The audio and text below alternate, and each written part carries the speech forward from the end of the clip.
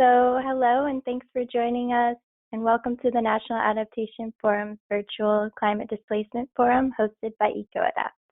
I'm Molly Johnson, one of the forum organizers and your organizer for today's webinar, Household Level Retreat.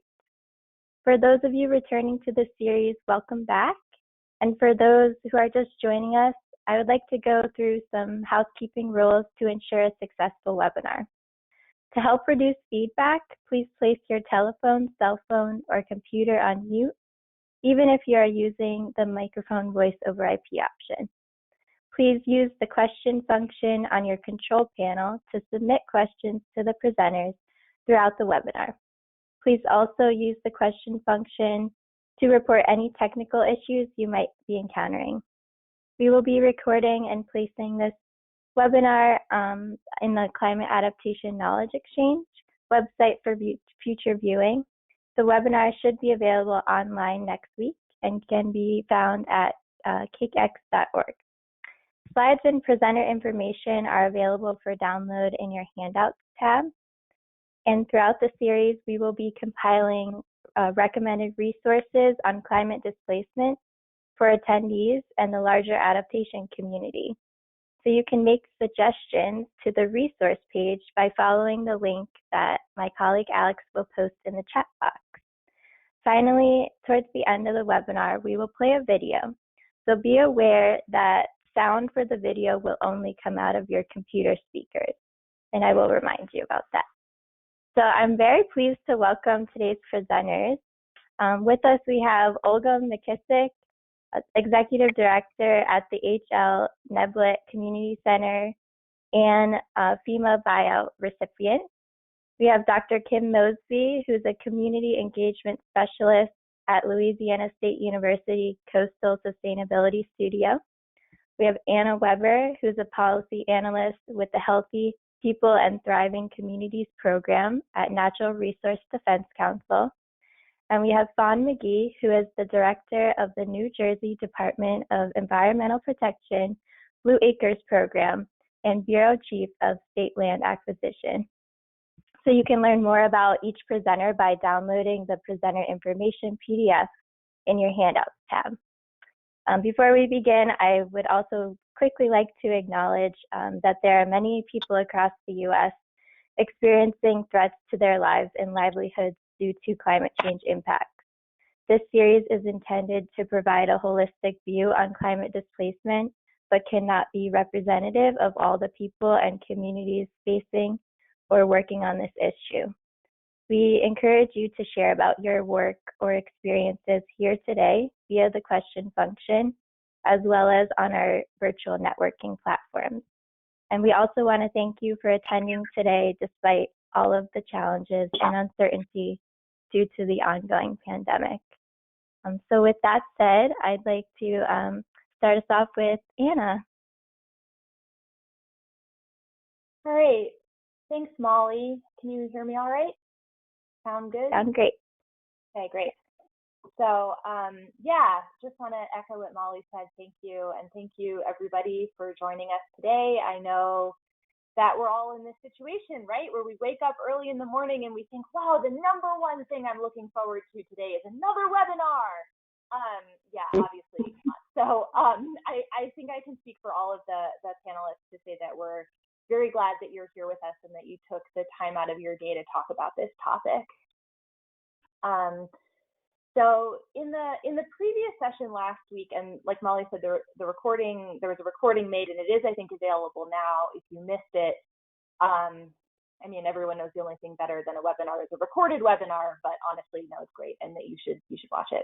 But anyway, the session last week focused mostly on adaptation in place. So topics like how to combat displacement from the combination of factors like affordable housing shortages and gentrification and cost of living and climate pressures, and sort of centering on this goal of finding strategies for communities to thrive in place while adapting to climate change. But then what happens when it becomes impossible to stay in place, and whether that's financially or emotionally or physically? The next couple of sessions in this webinar series are going to dive into the idea of of what happens when relocation does take place, and how can it happen in a more planned and supported and equitable way. And I want to note up front that we're talking a lot about flood risk here, because that's what those of us who are speaking here today have got expertise and experience in, and it's also an area that does have a lot of available information. But it's also, these are lessons that we can apply to a lot of other types of hazards. So I just sort of want to set the stage here before we dive into the other presentations. Another thing that I want to say before we start is that I do want to acknowledge that this is like a really hard subject. Even the words that we use to talk about it are complicated, and they're not perfect. We talk about like climate migration and climate migrants, and that, we know what that means, but it suggests this sort of like mass collective movement, when right now a lot of what's happening is sort of on this household by household level that we're going to be talking about. And then we talk about climate refugees. And that both suggests a sort of legal status that probably doesn't apply, and as well as this idea of crossing borders, which also might not be what's happening. And then we talk about retreat. We talk about managed retreat, strategic retreat, and that's like super negative, and it's the last thing that American society wants to talk about, right? So that's not really great either. And we still have to talk about it though. And I think one thing that I want to point out about all of these ways that we talk about climate-related relocation, and even the maps, like this great graph map image here that I have on the screen, is that they all suggest this sort of sudden and like collective uprooting and movement. And in reality, at least today, I think what people are experiencing is just a lot more individual and personal. It's not like the whole Gulf Coast is going to wake up on a Tuesday morning 10 years from now and they're all going to move to Minneapolis. That's just sort of not how these things work. Instead, we've got households and families that are sort of one by one making the same decisions that we've always made. You know, do we want to live here? Can we live here? Do we want to go someplace else? Can we go someplace else? And now with the added pressures of climate change and disasters. And so that's the sort of type of household level movement that I want to talk about today. Next slide, please. So this, again, is just a slight detour from our main topic, but I wanted to just give a little bit of background. So this is a chart of what the National Flood Insurance Program calls severe repetitive loss properties, and that's exactly what it sounds like. It's the floodiest properties that the National Flood Insurance Program knows about, and there's about 37,000 of them total on the list. And on average, these are homes that have flooded 5 times in the past couple decades, and they're the ones that are prioritized for funding in the types of programs that we're going to talk about to address their risk. But the ones that have actually received the funding are the light colored segments at the top of the bars on this graph.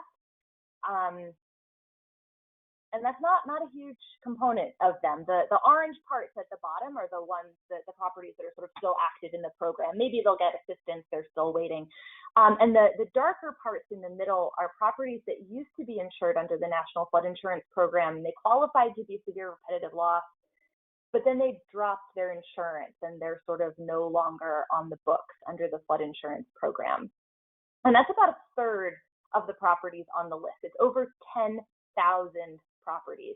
So as we talk about these programs about addressing risk, I just want you to keep this in mind as a way to think about the scale of the problem and also who's being left out, both in terms of those dark segments in the middle of the bars that dropped their flood insurance and now are maybe not even eligible for disaster aid, and also the households that were never on the list to begin with that the flood insurance program doesn't even know about. Next slide. All right, so a lot of what we're going to talk about today is buyout. And this is basically what we've got as a nation in terms of supporting household level relocation. And you know, compared to all the other ways that the US federal government has tried to move people from place to place in the past, honestly, it's not that bad of an idea. At the very least, it is at least intended to be voluntary.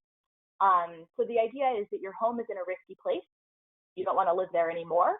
Probably nobody should live there anymore. And so the local government uses public money to buy the home, and you get to move, and the risk is removed from that location. The house is torn down, the land is preserved as natural space. Maybe that land absorbs floodwaters, so your remaining neighbors are protected. Great. Next slide. But of course, in real life, what we're talking about is people's homes, and we're also talking about multiple levels of government. And so, of course, it's extremely complicated. And even when the process goes smoothly, it can take years. This chart is from a report that our team at NRDC published last year, showing how the average FEMA-funded buyout project takes 5 years from the date of a flood to the date that the process is entirely closed out. And that's the average. So there's people on the other end of that too, and we'll talk about that later. And so who do you think is going to be able to stick it through this process? And what kinds of local governments are actually going to be able to take on this level of work? Next slide. All right, so in case you're curious, this is where FEMA-funded buyouts have taken place. There are other ways to fund buyout projects, but FEMA is probably the largest. And this map represents about 45,000 individual properties. Next. So I've highlighted 5 counties here in case you're curious. These are the top 5 in terms of the number of FEMA-funded buyouts that have either happened already or they're sort of in the pipeline. And you might notice that none of these locations are actually coastal. They're near rivers and bayous and back bays. And in fact, the single event that led to the most of these buyouts is actually the Great Mississippi River Flood of 1993. That's what's behind the concentration of dots in the greater St. Louis area there in the middle. When we talk about climate risk, especially in terms of flooding, a lot of the times we talk about the coast. But in many cases, there are high property values and hot real estate markets and other factors that make buyouts just not very feasible in those areas. And that's, I think, something that we'll probably touch on a little bit later as well. Next. And then another thing about buyouts is that they're a narrow tool. So they're very focused on owner-occupied single-family homes. That's sort of the assumed recipient of these programs. And like in some ways that's great, because we probably all agree that we don't want to be using federal money to buy out like fancy second homes at the beach, right? But at the same time, it very much privileges home ownership and people who live in single-family homes. So of the buyouts where we have this information, I left out the ones where we don't know, only about 12% are rental properties, and most of those are single-family homes that are rental houses. So we're really not including people who live in rental properties, and especially not those who live in multifamily units. All right, next. All right, so now all of that, we're looking here at a system that takes a long time. It requires a lot of local capacity. It requires a lot of work on behalf of the resident. It really is only designed for single-family homeowners, and importantly, it's just layered on top of all these other unequal systems that are related to housing and economic development and physical risk and climate and the built environment. And this adds up to a situation where buyout money, more likely than not, tends to go to well-resourced, high-capacity local governments, big cities, populous counties, because they're the ones that can apply for the grant and then actually implement the project. But also, when these local governments go to implement the projects, again, it's more likely that those participating in buyouts live in lower income neighborhoods, and particularly in communities of color, perhaps because these are the homes that are located in higher risk areas, where there are home values that are low enough to meet the cost-benefit ratio requirements of these federal programs. And of course, for the homeowners, this is happening in the aftermath of a disaster, probably more than one disaster. And so in addition to all of the costs and the trauma of the immediate phase of recovery, now you've maybe got a buyout coming, maybe there's an offer, maybe before the next flood, maybe not. Next. And we haven't even touched on where people go afterwards. So these are a lot of questions and challenges, and I have not provided any solutions, and maybe we can get into some of that in a bit. I just wanted to sort of set the stage and lay out some of the issues that we're going to be speaking about through the rest of the presentation. So if you, as you listen to the rest of the presenters, please feel free to add your questions in the chat so that we can answer them later and discuss them. And again, thank you all for coming, and I'm going to turn it over to the next speaker.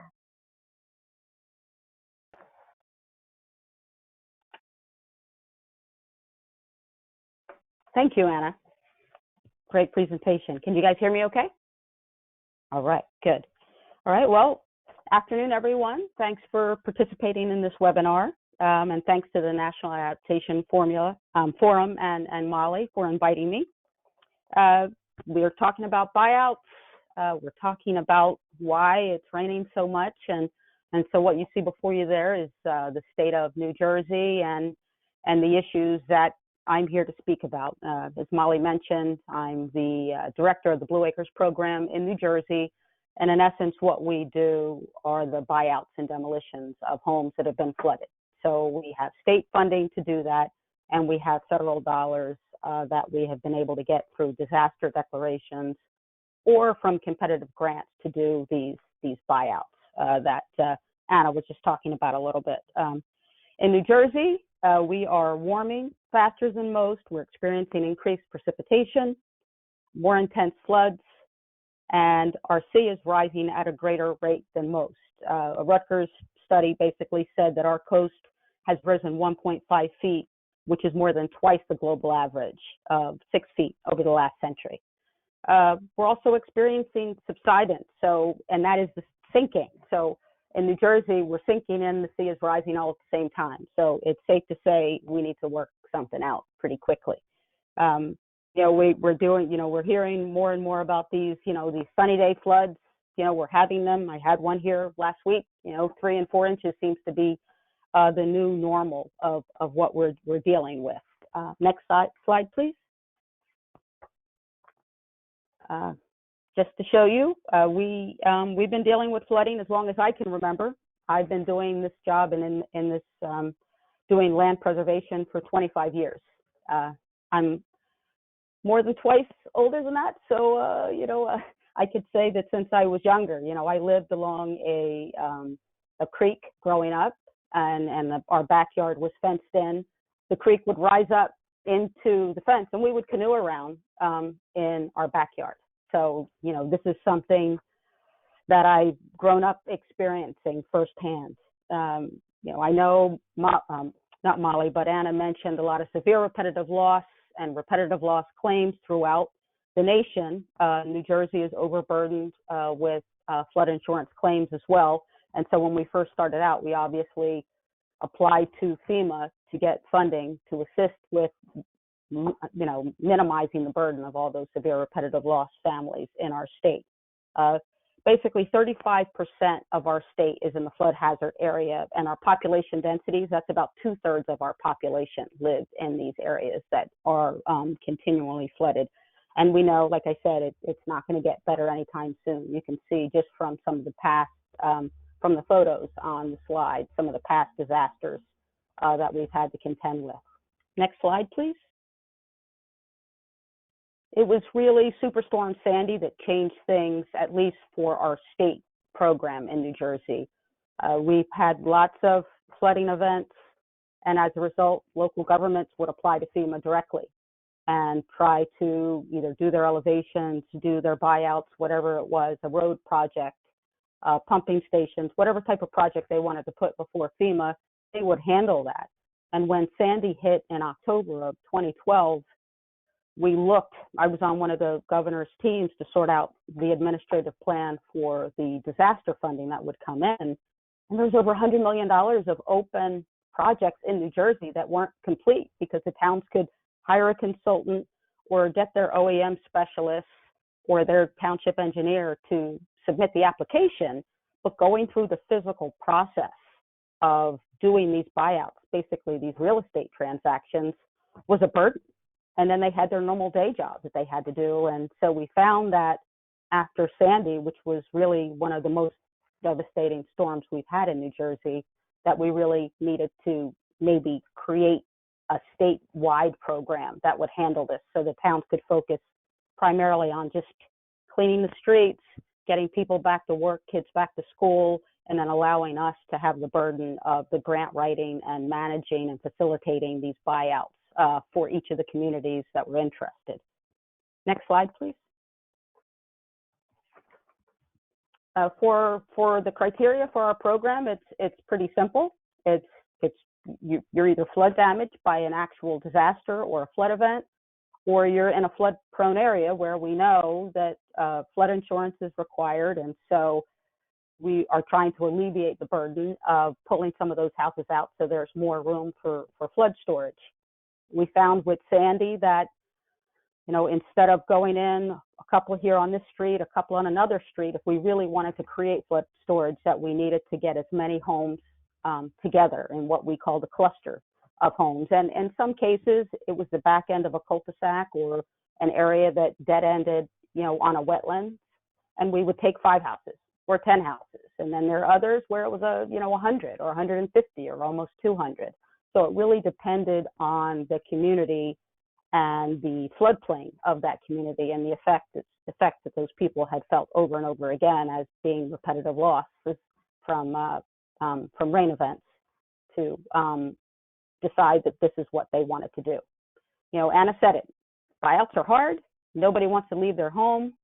And so for a family to get to that conclusion, it's pretty devastating. It's a lot. And so for us, it's just, we want to help as many people that want our help. Voluntary program, so we only approach you if you ask for our help and you're ready to move on. The grants, FEMA requires a benefit cost analysis. So obviously, as we move forward with areas that have been affected by storms, we need to make sure that they meet the criteria of these grants. We're fortunate enough in New Jersey, and I'll talk about it a little later, about having some state funds so we can mix and match, what meets the federal criteria and what doesn't. But in essence, basically, if your home floods and you willingly are ready to move out, you meet the criteria. Next slide. Our process is, I wanted to kind of give you a soup to nuts. I know it's long, it's hard. I can say that having been at this for some time, we tried to streamline the process as much as possible so that families like Olga and others aren't overburdened with that long 5-year plus process that Anna mentioned. This map here, you'll see a GIS map here, which is, we always start with a picture because a picture is worth 1,000 words, right? So when you go into a community or you're talking to people that have been affected by a storm or a community, the community leaders that don't want to lose their ratables or the taxes from all of those homes that are in place, you need to show them the effect of what happened outside of Sandy, again, which was unique for us. We had people, the map you see on the screen is showing the light blue areas are the homes in our first grant application to FEMA as a result of the Blue Acre Sandy program, statewide program being established. And those folks had, 15 to 20 foot storm surges, where they were rescued from their roofs, from the second floors of their homes, families devastated, substantially damaged homes, basically, needing to be knocked down and new homes built or homes raised, 15, 20 feet up, before they'd be eligible to remain in place where they were. And so we created this map to show the affected people where they were, to show the local governments,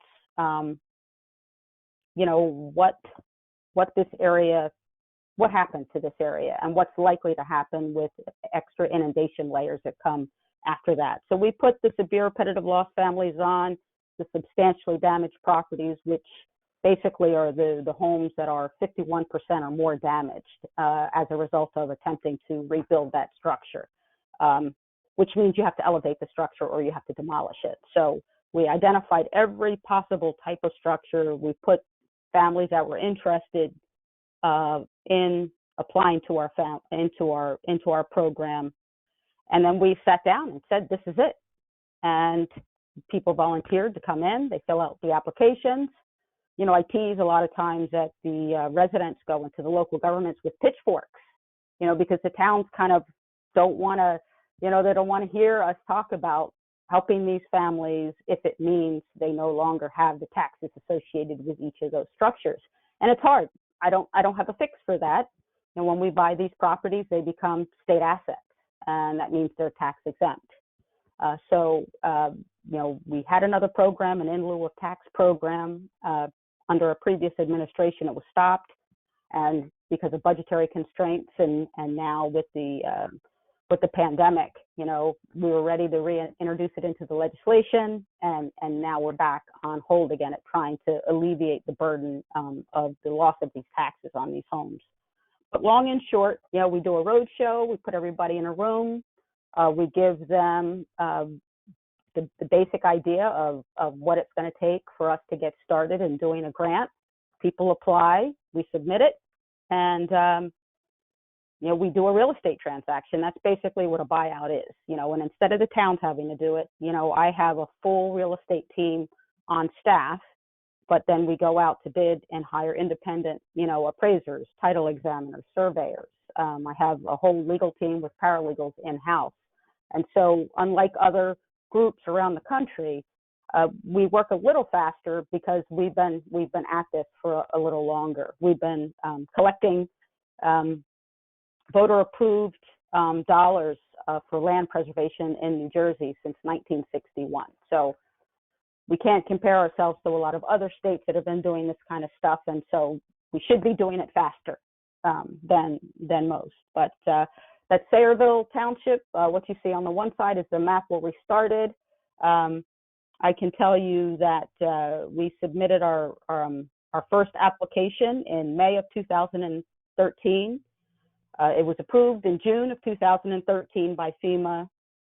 Our first closing was October of that year, and the first demolition was March of 2014. So we were determined, I should say, hell-bent on getting these families out of harm's way and showing that buyouts just need to happen faster. Next slide. Because there are no tax benefits for a community, we wanted to make sure the communities understood long-term there were a lot of other benefits. You know, we are a reactionary program, and so we come in and, you know, it's hard to convince a town until they're sitting in the midst of a disaster to understand that buyouts are a good thing. But we do break the cycle of flood damage and recovery. We lower their emergency service costs. We improve the community rating system. You know, a lot of these communities, because they're in a floodplain, they're required to have flood insurance. The community rating system, if you do buyouts, you actually benefit from that as a form of mitigation, and that reduces the flood insurance for the rest of the residents in the community. So that is a huge win. You know, as soon as towns realize that, they get a lot happier about the buyouts in the community. And then the tax base that they are collecting actually benefits the rest of the community, making it healthier and you know, more balanced as opposed to just constantly putting those extra tax dollars into emergency service costs. You know, we purchase and demolish these homes, and that means it's permanent mitigation. You know, we don't have to go back into those areas. Next slide. Let's see. So you guys can see the slide individually. You get to move on with your life. You have, you know, you get to move to higher ground, and that's the reality. The real estate process that we do, the burden is the state's. It doesn't belong to the homeowner. So we do the appraisals, the title exam. All they have to do basically is hire an attorney to represent them at the closing table. Next slide. You know, our process is basically, you know, we set it up in 5 big steps. We kick off to start. We do the real estate documents and technical requests. We make an offer to them, and if they accept, we go to contract, we survey the property, and we close. So this process can happen as fast or as slow as a family needs to. If they're looking for a home, we wait. If they have a kid that wants to finish out their senior year in high school before they move on, we wait. If it was a substantially damaged home and they're already out of the home, we make sure they're one of the first ones to close. So we become the advocates for these families once we get the grant dollars in place. Next slide. Innovations. All right. They're there. You see them. We have readapted this program and built capacity to do as much as we could. We had folks upside down on their mortgage. We created a mortgage team to negotiate with the banks. People didn't like the appraisal. We put an appraisal appeal process so they could hire their own appraiser to get another number. We pay for a third, and that is the final offer that we would do. Anna mentioned tenants. We do have tenants in a lot of these homes. Families don't want to live in these flood-prone homes, so they fix them up, put in a tenant to help pay for the mortgage, and then they move to higher ground. If we displace tenants, we find high ground, healthy housing for those families, and we pay the differential. So if they paid $1,000 a month and their new rent is $1,200, we pay that $200 differential for a 42-month period to make sure that they can adapt to the change, but they end up in a healthier home. Next slide. All right, that's just us in a nutshell. Since May of 13, you can see we've put out over 1,000 offers. We've had over 730 closings, 690 in demos. A lot of debt forgiveness. I'm happy to report in negotiating with those banks, 48 tenant relocations. And as you can see from the red dots on the map, we're at about 19 communities across the state. So we're all the way up in Bergen County, which is near New York, and then we go all the way down to the Delaware Bay Shore that's down near Delaware and Maryland. Next slide. Keys to success, compassionate, skilled team members. You need to talk to the local governments and the advocates on the ground, the people that talk within the community, because people are going to listen to them more than they're going to listen to government folks. Obviously, GIS capacities and IT capacities, and then you have to be friends with the funders. You got to find out where the money's coming from and build those relationships so that there's an understanding. And I equate what we do to a relay race and being able to hand off the baton. So you have to be able to reach back and know that you have given the federal government what they need to be able to secure that funding so you can do the public service of helping these families. And then it's all about the families, advocating for the families and hands-on service. All right, I think that should be it. Thanks, Fawn. We'll pass it over to Kim now. No, you're great. All right, can you hear me? Perfect. I'm going to start my timer, and we're going to keep it short. All right. So today I'm going to talk about the intersection of policy and household decision-making after Hurricane Katrina. Can you go to the next slide? Quickly, we're going to have an introduction. We're going to talk about theory. We're going to talk about the literature that I use. Then we're going to talk about my design and the methods for my research study. We're going to talk about what I found, a short discussion, and then we'll wrap up. Next slide.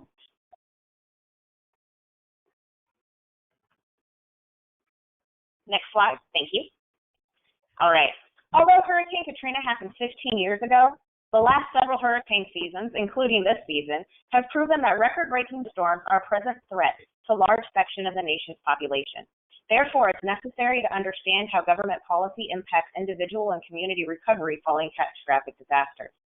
The purpose of this research is to explore how recovery policies that changed housing, education, employment, and healthcare opportunities after a storm influence the decision-making processes of African Americans displaced from New Orleans by Hurricane Katrina and the federal levee failure. Next slide, please. I use several different theories. I use feminist standpoint theory, which guides the methodological decision to study the oppressed group to see what unique challenges they experience that privileged groups may not encounter. I use critical theory, critical race theory, and intersectionality theory to analyze the relationships between policy and systemic inequality, and I view social vulnerability theory as the critical lens applied to disaster studies. And so that shapes how scholars view the cause and impacts of disasters. The next slide, please. Thank you. All right, so a brief overview of the literature. Scholars study the impacts of disasters. And so early research shows that they thought the impact of a disaster was based on what type of a disaster it was, if it was natural or if it was technological. And they said that if it's a natural disaster, you'll get a therapeutic community where people try to help each other. But if it's a technological disaster, you'll get a corrosive community where people are blaming and they're looking for compensation. Later research is focused on the differences caused by social factors such as race, class, and gender. For example, Bullard and Wright found that race mapped closely with pollution, vulnerability, and unequal protection. Research has also showed that government assistance is critical for individual and community recovery, but assistance is often unevenly distributed along pre-existing power dynamics. As such, scholars have argued that recovery policies tend to increase inequality and vulnerability, even though after a disaster, everyone's talking about building back better. When Hurricane Katrina hit, the levees failed and 80% of New Orleans flooded. David All found that Black residents made up 73% of those impacted, but they were only 67% of the city population. Research on health found that the impacts of the storm continued whether people returned or if they were displaced. And research on the recovery found that planning processes excluded meaningful citizen participation and that recovery was spatially uneven. Scholars recognize that vulnerable communities needed government assistance, including policy measures to return. However, Goffin cautioned that the use of neoliberal policies allowed recovery to perpetuate structural racism, which manifested uneven recovery. Next slide, please.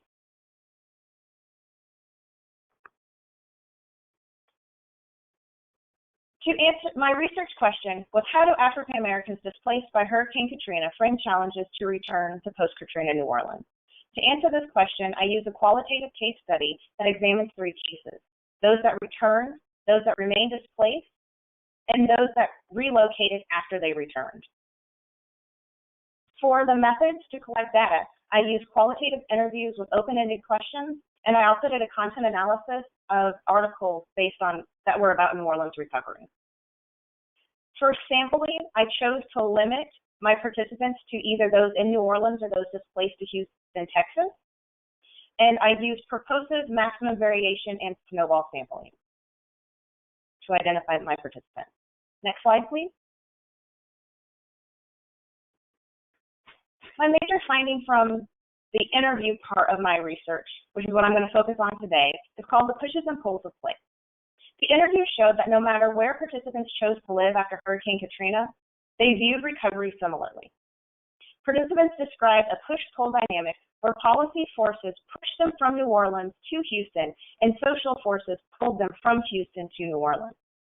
As participants described wanting to return, they indicated multiple factors made it difficult or impossible.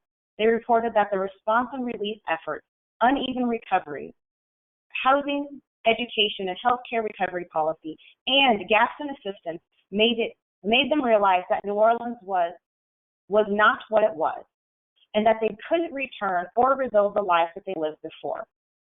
For example, one participant in case 2, those displaced in Houston, said, "They're trying to get these veteran teachers to just move them out, and they're bringing in these young teachers. I mean, it's stuff like that, you know? When is it going to stop? And you think I'm going to go there? I don't think so. I'm serious.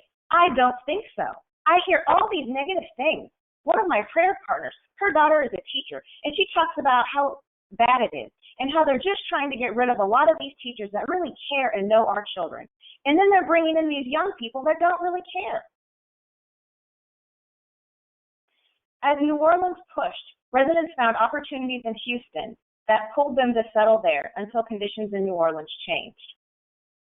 Another participant in case 2, who rode out the storm in New Orleans but was bused to Atlanta for almost 2 weeks after the levee failure, described how he ended up in Houston. He said, "The church gave us some tickets to come on the Greyhound bus to Houston because they didn't have no more finances. We were there for less than 2 or 3 days, but they only had so much money that FEMA had given them. So the process had speeded up. So that's when they said, come on down to Houston. Although as disaster assistance pulled participants to Houston, the education and employment opportunities enticed them to stay when compared to the opportunities that were available in New Orleans. In contrast to the structural opportunities, Houston's culture made participants want to return.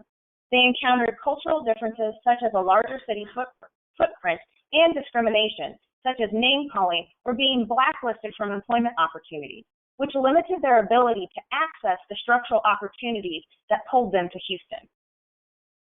Some participants blamed the negative Houstonian reception on media stereotypes.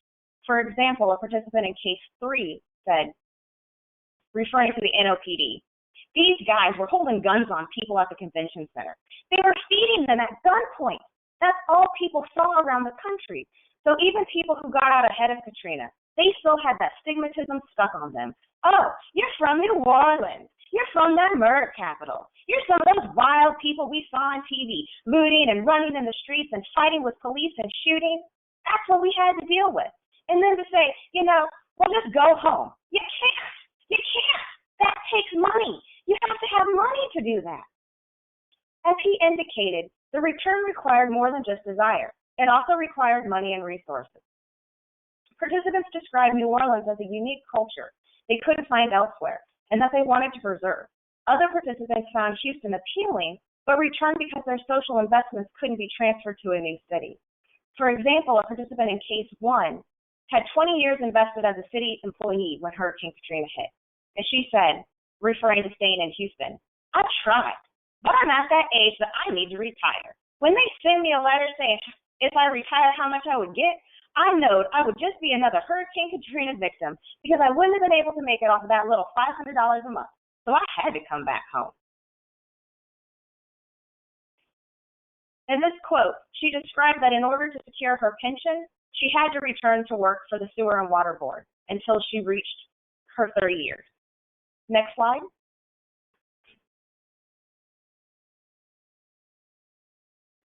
Participants viewed disparities in recovery as intentional to block the return of poor African Americans. They found that the stereotypes fueled structural and interpersonal discrimination. For example, stereotyping New Orleans residents as criminals led officials to design the Road Home program to prioritize fraud prevention, and led gatekeepers in Houston and New Orleans to block access to employment opportunities. In contrast to the media, which did not address gender issues in recovery, the participants described relying on women in their networks for housing, childcare, financial, and emotional support in order to survive in Houston and in New Orleans. Last slide, please. So the findings have several implications for the future. First, officials and planners assumed that recovery had to improve the quality of life to attract residents to return, where the interview showed that the residents assumed that they would return to the life that they lived after the storm. The differences in assumptions led planners to create a self-fulfilling prophecy.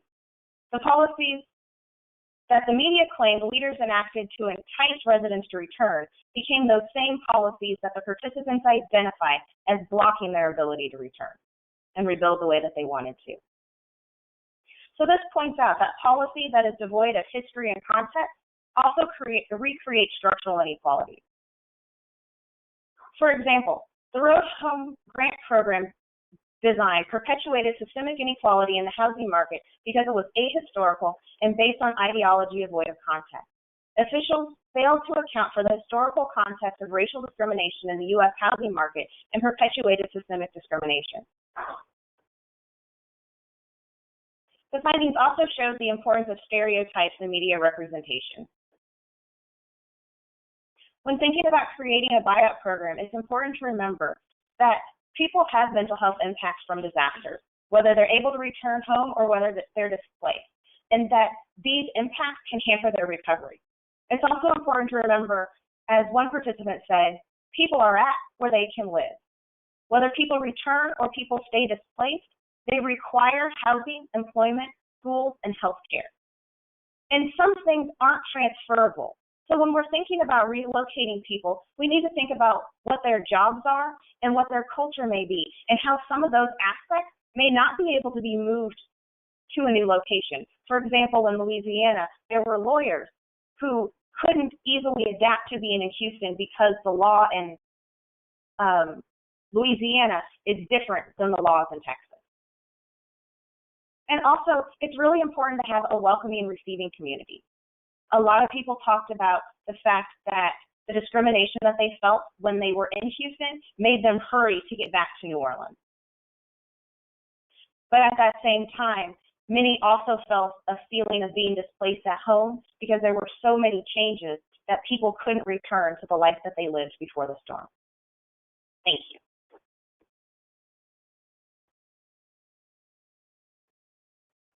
Thanks, Kim. So I'll pass it over to Olga. And just to be mindful of the attendees' time, I want to make you aware we'll probably go over the hour to answer some questions, but I want to make sure Olga gets time to show her full presentation. So thank you.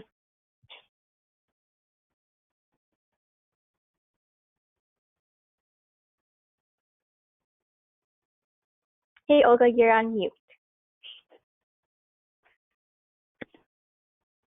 Okay, can you hear me now? Hear you great. Thank you. Good. All right. My name is Olga McKissick, and I want to talk about being a severe repetitive loss property owner. We purchased this home at 1909 Elba Drive in May of '86. If you go to the next slide, please. 11 years later, we had a flood, and this is a video of we just kind of screenshot the video to give you the date. We were still working on this property June the 5th of 1997. If you could go to the next screen, please. And this is where we were 3 months later. This was a major flood in the Louisville area, the Jefferson County area. And so it brought the county, the city and the county together to come up with a floodplain management plan in February of 2001. Next slide, please. But we had another major event, September of 2006. I had a video for that, but that was lost in the 2013 flood. And we experienced the same amount of water entering our home as in 97. It was 18 to 20 inches. Metropolitan Sewer District, I'll refer to that as MSD going forward, started working on a plan to try to reduce and eliminate the floodwaters in our neighborhood. So in 2006, as a good faith, you know, they said, okay, let us give you a stipend to pay for the deductible on your insurance. 2009 was another major flood event in Louisville. Our neighborhood was actually spared with only minor effects of it, and I only had to file a claim for our laundry room flooring. Next slide, please.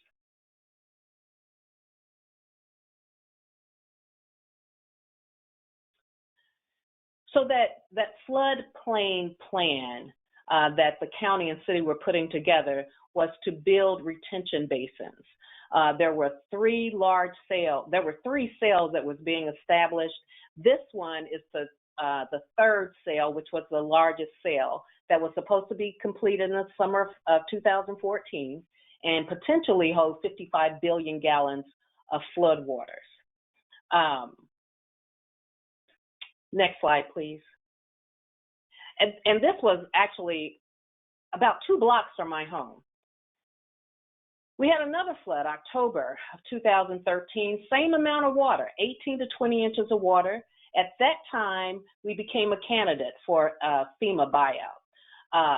If you can see the car that was in the garage, the picture beside the car is coming from the garage into our home. My son is standing there with showing you the flood line, how high the water came up. But it was all down on our lower level, and our home was a bi-level. Next slide, please.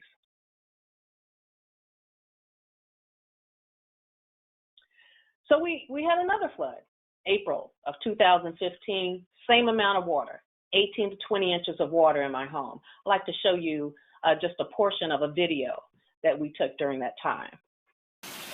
Okay, this is the water outside. It is 6 something in the morning. I don't know the exact time, but it is like a river out here. Like a river. My car is up on the hill. I feel like it's protected, but I am there. Oh my goodness. Fire trucks are down there because the water is continuing to come up. It's continuing to come up. It's continuing to come up. In the name of Jesus. In the name of Jesus. This has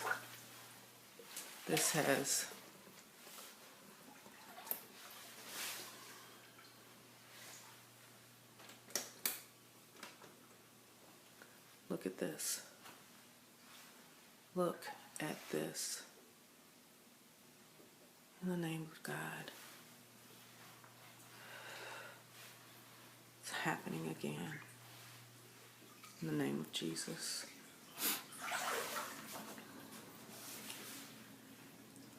That's it in the back.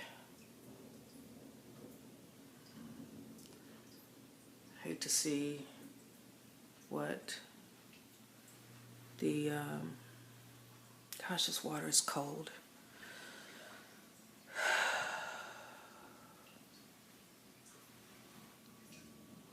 It's time, Father God. It's time.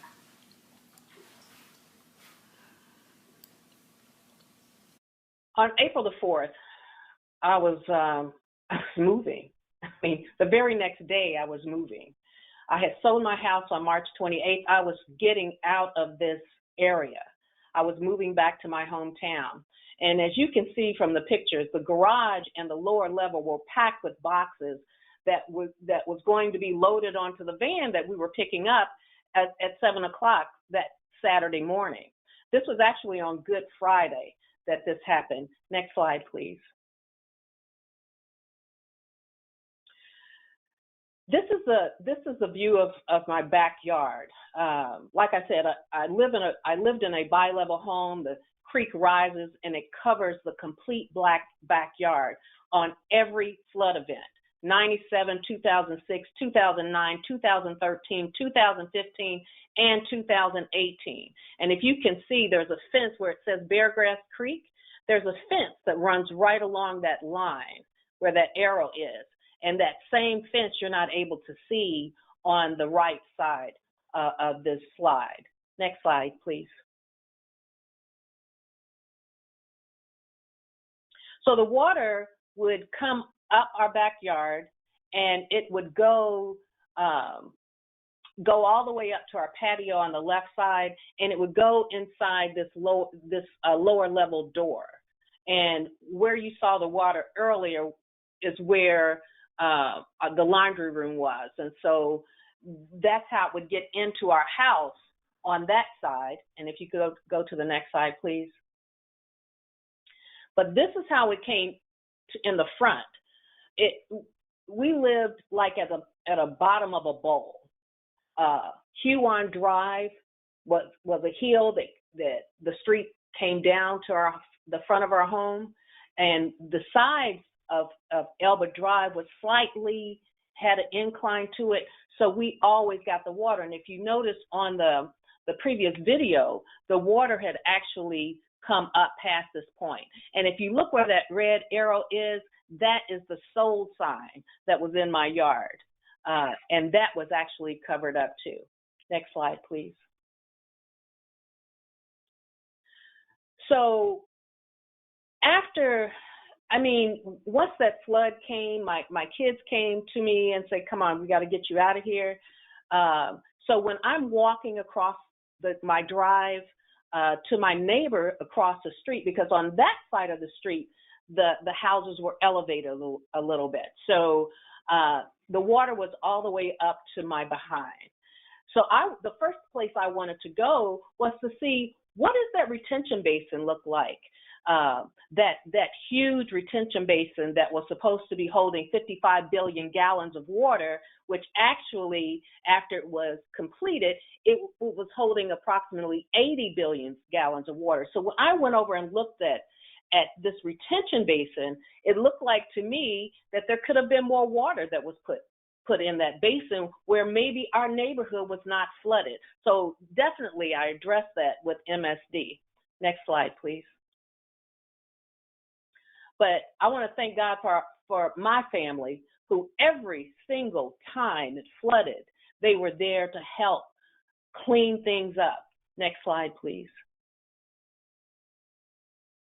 So this is the level that came up to the garage door, and this is the level where it came in the laundry room through that lower level door that I showed you previously. Next slide. So we had to unpack all the boxes that we had to unpack them all. We had to set up a washing station to wash everything and put back in the box. I tell you, just reliving this is just crazy. But anyway, so we had to pack it all back in. Next slide, please. So we had, more family and friends coming in to help get everything back together. Next slide, please. So this is what it looked like. This was less than 12 hours from when the initial water started rising. And this is the way it always was. The water would flow in from the front and the back, and then it would flow out within 2 to 4 hours. So you can't even tell that it was flooded, but definitely it was. Next slide, please. So this April 2015 flood, I did not replace drywall. We cut that drywall out and we stapled plastic over the openings. We didn't put anything on the floor, just painted it. And then the city and MSD decided that they wanted to get together to see if they could do buyouts ahead of FEMA, because FEMA would take so long. But that wasn't working out for anyone that had a home that was valued over $100,000, because they capped it. And they wanted us, everybody that home was below that amount, they got full value for their home. But anybody that home was over that, you were penalized because your home value was more. So I started attending these flood mitigation meetings starting June 2015. And I kept pressing them. I pressed both of them, and I pressed FEMA. I started writing letters to the Senator Mitch McConnell, Congressman John Yarmouth, because I am saying it's crazy that it takes so long. How many times do we have to be flooded in order for us to get a buyout? Because I accepted a buyout in 2000. I put my name as a candidate in 2013 to obtain a buyout. I was a severe repetitive loss property owner. Things started changing when we started pressing and pushing. The game changed. The rules started changing, and when I questioned that, how did someone below me get an offer and get a review when they were, they weren't high on the list? I mean, we were at the top of the list. Oh, they said, well, that's how government does. I don't know why they changed it, but they did. Well, I kept pressing. Next slide, please. And then there was hope, because in October of 2016, the first house was demolished on Elba Drive. And this was actually someone, I had been in our home since 97. This person actually moved in 2009, but knew what you had to do in order to press forward. Next slide, please. So we had another flood event in February of 2018. I had already moved out. I had relocated to my hometown and still had the house, still waiting for this buyout. So I get a call to say that it was flooded again. So I went up on Sunday and, well, I take that back. I went up on Monday and found out that MSD was having a board meeting. So I definitely went to the board meeting in my mud-soaked boots and my sweatpants and, you know, the cap, the bandana on my head, so they could definitely get a visual of what was going on. And this was our 5th major flood. And I demanded that something had to be done. I mean, it was ridiculous. So I had already been put on a FEMA grant January of 2016, which I kept following up to say, you told me that you would keep me updated. So I'm constantly doing follow-ups for MSD. And so I pressed that issue that I've been on this since 2016. So it was approved the next month in 2018. I received fair market value for my home. I accepted it. We had closing on November of 2018, and then my home was demolished on July 25th of 2019. If you could go to the next slide. And that was, you know, that was heartbreaking, but it's like nobody should have to live in this floodplain. And if it meant that my house had to be demolished and turned into green space, and, you know, it had to be that way. Next slide, please. So this is me standing on the property at my property on 1909 Elba Drive after everything had been leveled, you know, hay put out. So this was the flood era that I was in from 97 to 2019. Thank you. Thank you, Olga, for sharing your story. And I want to invite all the presenters back. So I realize we're, you know, at the top of the hour. And so for those of you who are attending and need to leave at this point, just know we'll be sending out, we'll ask the panelists to answer some questions, and we'll send that out with the recording at the end of the whole series. So just keep an eye out for that. And I just want to say thanks to everyone who was able to attend today.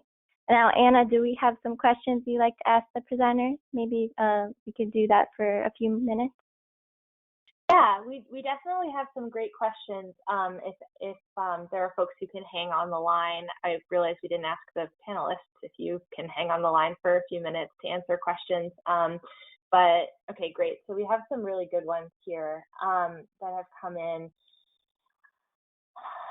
One, let's start with this question. Maybe we'll just take this one because I think it's really important. The participant asks, what kind of emotional support is provided to individuals who take up buyouts and participate in the process? And I think I would add to that, what kind of support is needed, even if it's not being provided? I don't know who wants to start, if anyone wants to kick that off, but I think we probably have a couple of interesting perspectives here. Well, actually, I know go ahead, Olga. No emotional support, and we requested that. I mean, you know, we kept telling them that, you know, you are putting our lives on pause, and you expect us to be okay with, well, you know how the government is, you know, it takes them a long time. And I mean, we were going through anxiety because every time it rained, we were concerned whether it was going to flood again. I mean, there was no emotional support, but we needed it. Wow. And, you know, I can say from the New Jersey perspective, Olga, we we wanted to address that as much as possible. Our team is set up with case managers, and all they do is assist the families. They listen to them. If they want to meet and talk, they go meet them on their lunch break so they don't have to take off of work. They meet on the weekends, whatever it takes. And then there were support services as a result of Superstorm Sandy anyway, in that unique circumstance that throughout the state there were a lot of different organizations and groups that were tied into being able to give some kind of relief or assistance to families in any way. And we would have a long list of those charities and others that we would give to the families in case they wanted to reach out. But that's awesome. Yeah, that's but awesome. Your situation, wow. Thank you for sharing your story. You're welcome. To add on to that, I definitely agree that we need the mental health support, that it's a traumatic process, one, healing from the event that you went through, but also leaving where you were. Place attachment is real. Place attachment is really important. And so there needs to be some type of help and support to deal with that transition mentally and emotionally, because different people have different strengths, and some people might be very resilient and able to bounce back on their own, but most people need their community one way or another. And so it's not just making sure that they have connection to healthcare professionals, but also making sure that they're still connected to their community in some type of way, and that they have their social support system. Also thinking towards relocation. One of the things that we see with New Orleans and the Road Home program was that it was a check, and that after you got that check, you were responsible for everything else. So you had to figure out where you were going to move to. And one of the things about the work that I'm doing right now is there were several families who left New Orleans thinking that you would be safer if you moved further inland. But because we live in a river delta, it doesn't really matter, because any place along the coast could be hit by a hurricane, but even places an hour or two away from the coast can still have flooding that happens when there's a heavy rainstorm over an inland watershed. And so there are several families we conducted mental health surveys with 600 people, and we found that at least 10% of them have relocated after Hurricane Katrina, thinking that they were moving to a place that was safe, and ended up flooding again in 2016. And that was not because of a tropical storm or a hurricane. It was just a rain event. And so you need that support of making sure where people relocate to is a safe location, but also making sure that they have a connection to where they relocate to, that they are able to be connected to jobs, not just housing. But, they need jobs, they need places to send their kids to school, they may need to finish college themselves. And so it's really thinking about that full package of the community and making sure that as they're leaving one place, they're being part of a new place to go to, that they have that same support system. Right. Thanks, Kim. We have a couple of other questions about the relocation process. I wonder, Fawn, if you can speak a little bit to how that process works in your program in New Jersey. Is there support that's provided to people in terms of helping to choose a new place to live that is less risky? In Olga's case, you said you moved back to your hometown, so you knew the area, but Fawn, do you have a sense of where people go when they take a buyout, and what support is available for them to make that decision? The support is there, but I can tell you early on, especially after Superstorm Sandy, folks were ready to go. They were like, I already know where I'm going. They just wanted the check, and so as long as families knew where they were going, we couldn't buy the house unless they were gone. And so when it came to homeowners, we didn't really put a lot of effort into finding them new homes, because a lot of times they knew where they wanted to go. The towns were looking at higher ground homes and areas within the community. So as Kim said, their community, their schools, their church, all those things were still in close proximity to what they had grown accustomed to. And so they would try to move to higher ground places. And then you had the folks that just retired and left the state completely. We do focus heavily on relocating the tenants. And in that situation, we do a full intake, sitting down with the family to find out, where their community is, how far they travel to school and work, etc. And then we look for the housing, the replacement housing for them. And we go, we inspect it, we make sure it's available, we take them to it.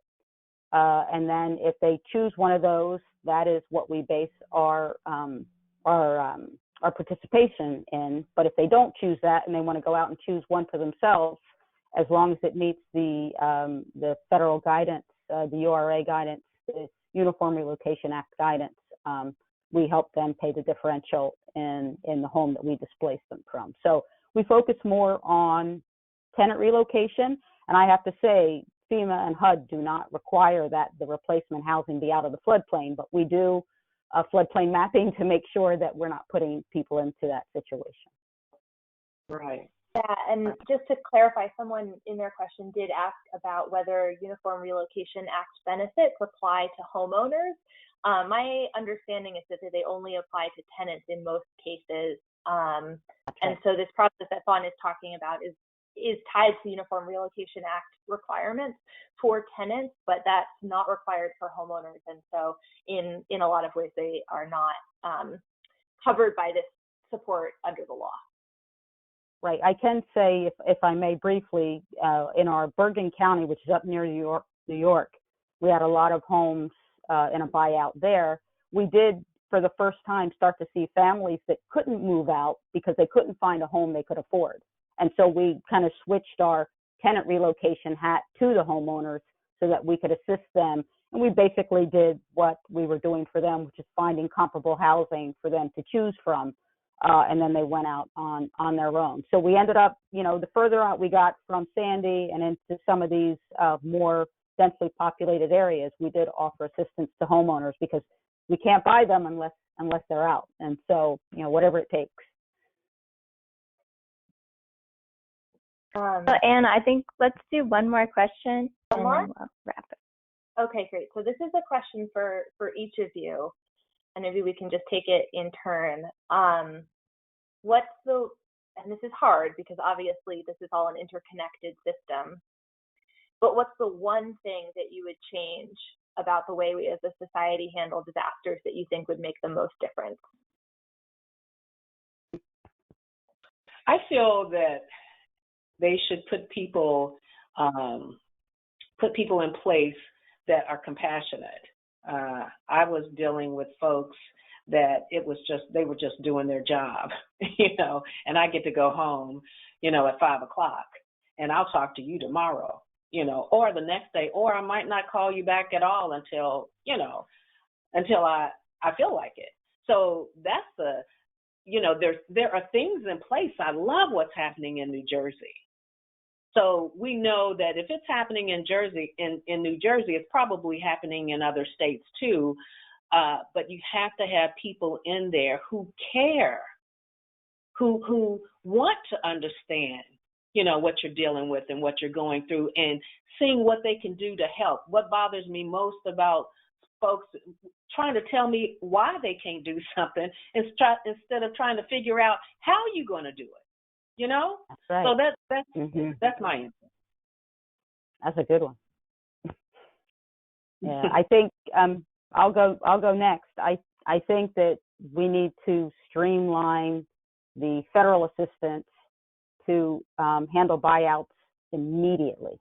I think that if you're going to elevate a home or lift a road and engineer and do architectural work or permits, those folks can wait as you do you put your disaster analysis in place. But if you have known flooded areas where people are interested in a buyout, and the next time you can do it is when there are disaster funds in place, you need to just go in and start doing those buyouts. I mean, you could start doing them the day after the storm, because what we're doing is we're giving families insurance claims to fix up their homes, and then a year or 2 years or 3 years or 5 years, like Olga, later, we're knocking it down. So we're paying for these houses 2, 3, 4, 5 times. So I think that we need to just put money on the streets for families that are ready for a buyout first.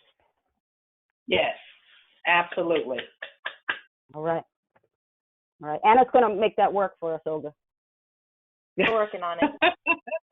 I know. I know. I've been, talking to Rob Moore, so I know you guys are working on that. Yep. All right, Kim, what's your...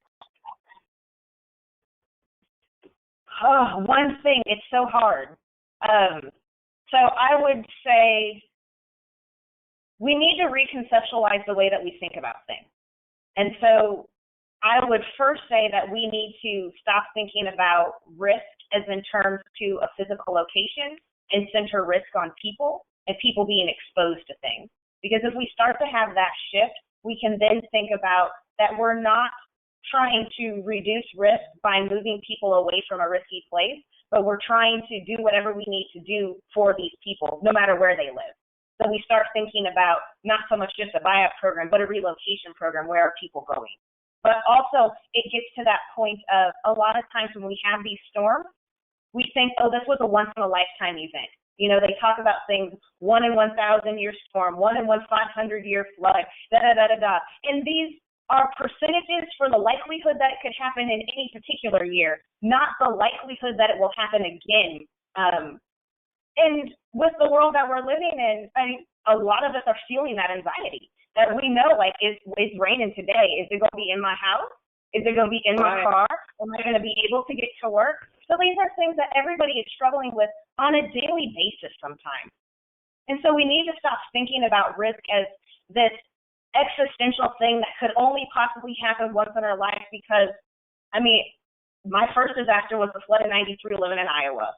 You know, and then I moved to New Orleans, and now who knows how many hurricanes we've gone through just this season. And so we need to get past that idea that this is just a one-time thing and start thinking as we're making these plans, because we recognize these processes take so long, that we're not waiting for the disaster to happen to think about them. We're saying the disaster's already happened. What are we going to do for next time? How are we going to be ready? What do we need to do? Is it moving people out of the way, or is it rebuilding houses in a different way? That I really think that we start shifting our perspective that we'll get there. Mm-hmm. I think that's a great note to end on. Thank you, everybody. Thank you. Guys. But Anna, you didn't answer the question. Go for it, Anna. What do you think?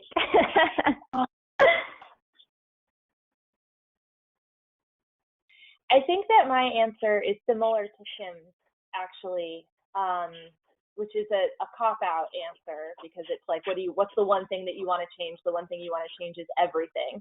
But I think that one of the things that we also need to change our thinking around is how we think about disasters. We talk about natural disasters like there's something that's out of our control. And it's like that question, if a tree falls in the forest, does it make a sound if nobody's there to hear it? Like, who cares? Disasters are disasters because there's people here and because people put other people in harm's way. And so I think overall, if we recognize that it's our own choices that are making disasters affect people, we can both start to fix the problem and also recognize that it is within our power as humans, to help other humans stay out of harm's way. Right. Come back to us and ask us how we're putting that into practice, but I think that's what I'll say for now. Thanks, Anna. Yeah, and thanks to all our presenters today, especially for taking some extra time to share your insights with a Q&A. And we'll once again probably send you some more questions just to get your advice on some of the attendees' questions here. So I just want to point out to those still on the line, here are the upcoming sessions that are taking place for the rest of the Climate Displacement Forum. So I hope you'll be able to join us, and we will be posting the recording of this presentation, like I said, on the Climate Adaptation Knowledge Exchange. And the CAKE, or the Climate Adaptation Knowledge Exchange, is home to many resources, especially some that are focused on the topic of today. So make sure to check that out. And we invite everyone who's here to join us for some virtual discussions on our social media platforms. So make sure to follow us and join the LinkedIn group And throughout the series, we're going to be posting more questions for people to give their input on as well. So thank you all once again, and I hope you have a great rest of the day. Bye. Thanks, everyone. Bye, guys. Take it easy, guys. Thank you, everybody. Bye.